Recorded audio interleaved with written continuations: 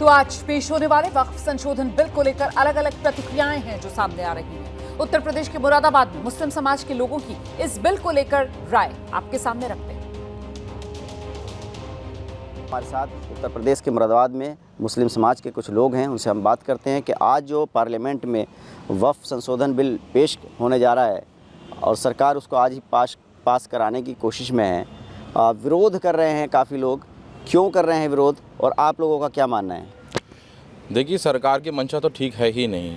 सरकार ने अब तक जितने भी कानून बनाए हैं और ख़ास तौर से मुसलमानों का उत्थान बहुत करना चाहती है सरकार, हिंदुओं का उत्थान नहीं करना चाहती, उनके बारे में नहीं सोचना चाहती, सिर्फ मुसलमानों का उत्थान उन्होंने करना है और मुसलमानों का वो विकास करना जो मुसलमान चाहते नहीं है हमारा विकास हो। वक्फ बिल में जो सरकार ने जेपीसी में भेजा था, जो पहले पार्लियामेंट प्रोड्यूस किया गया था, तो उसमें उन्होंने कहा क्या था? उन्होंने कहा था वक्फ बाय यूज़र निकाल देंगे, आप मठ बाय यूज़र नहीं निकालेंगे, आप टेम्पल बाय यूज़र नहीं निकालेंगे, ठीक, आप वक्फ बाय यूज़र निकाल देंगे, ठीक। जो 300 साल पुरानी मस्जिद है, जो 300 साल पुराना कब्रिस्तान है, 100 साल पुराना मदरसा है, आप कहेंगे तुम उसके कागज़ लेके आओ, ठीक। एक ये विरोध है। दूसरा विरोध है कि ये आर्टिकल 14, आर्टिकल 21, आर्टिकल 25, 26 और 29 का ये वायलेशन है, ये संविधान विरोधी कानून है। वक्फ बोर्ड के अंदर दूसरे लोगों को शामिल करना चाहते हैं, तो इससे आपका क्या आशय, क्या तात्पर्य है कि आप ऐसा क्यों करना चाहते हैं? क्या किसी कहते हैं राम मंदिर भी बनाया गया, उसके बोर्ड में क्या कोई मुसलमान या कोई सिख भाई या कोई क्रिश्चियन शामिल है? सभी शामिल होने चाहिए, सभी अच्छा काम कर सकते हैं, लेकिन ऐसा नहीं है।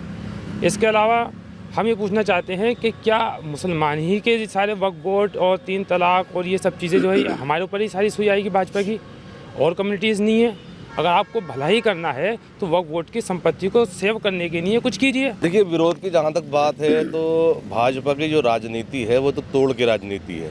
वो देश को जोड़ना नहीं बल्कि तोड़ना चाहते हैं और वो चाहते हैं कि मुसलमानों के नाम पर, चाहे वो 3 तलाक वाला मामला हो, चाहे वक्फ अमेंडमेंट बिल वाला मामला हो, वो चाहते हैं कि जो हिंदू है वो खुश रहे और देश को वो तोड़ने के लिए उनकी राजनीति को मजबूत करना चाहते हैं। और कुछ नहीं, सिर्फ राजनीति है, हमें तो लगता है राजनीति है, जी, सिर्फ वोट बैंक की राजनीति, इसके अलावा कुछ नहीं।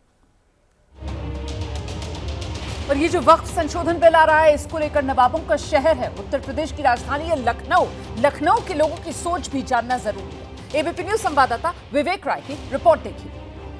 लखनऊ में छोटे इमामबाड़ी के पास तमाम जो यहाँ के रहने वाले लोग हैं वो मेरे साथ पीछे मौजूद हैं। हम उनसे बातचीत करेंगे और वो इस वक्फ बिल को लेकर के क्या सोचते हैं, क्या ये बिल पेश हो ना हो, उनसे बातचीत करेंगे। क्या नाम भाई? मुदस्सिर हुसैन।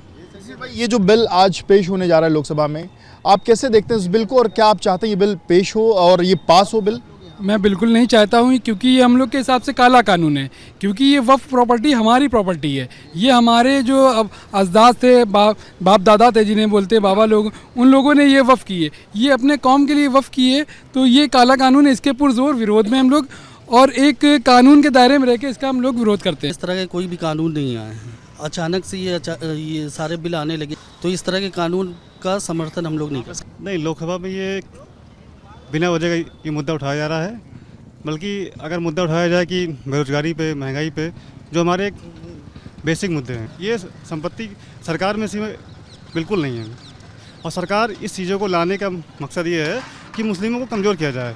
ज्ञानता के कारण लोग बोल रहे हैं बिल जो आया उसका शायद इन लोगों ने पेज पढ़ा भी नहीं होगा कि बिल में लिखा क्या है। सिर्फ जो है समाजवादी पार्टी और कांग्रेस पार्टी ने लोगों को जो भड़काने का काम किया, इनको बहकाने का काम किया, इनको ये लगा कि ये बिल जो आ रहा है हमारी संपत्ति, हमारे जो ज़ियारत गाह, हमारी जो दरगाह, इनको छीन दिया जाएगा। ऐसा कहीं पर भी बिल में नहीं है। ये वक्फ बोर्ड जो है एक रिलीजियस बॉडी है और रिलीजियस बॉडी में नॉन मुस्लिम्स अगर एंटर कर रहे हैं तो दिस इज़ नॉट।